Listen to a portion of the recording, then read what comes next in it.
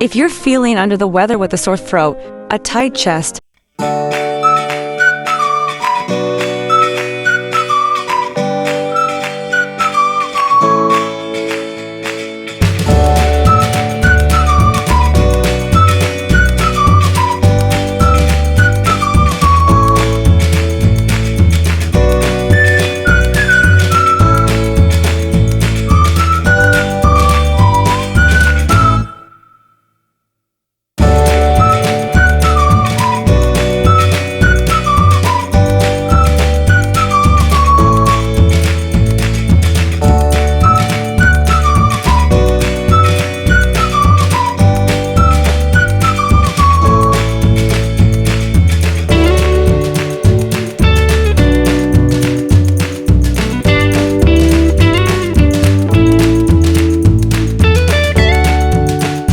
the essential oils, which is where much of thyme's healing power resides. Let it steep for about 10 to 15 minutes, then strain. The flavor is strong, earthy, warming, and slightly minty, but it's worth sipping slowly, especially if your throat is sore or you've got a stubborn cough. It can help open the airways, calm spasms in the bronchial tubes, and make breathing a little easier. Now here's something extra: that same thyme infusion can be used topically.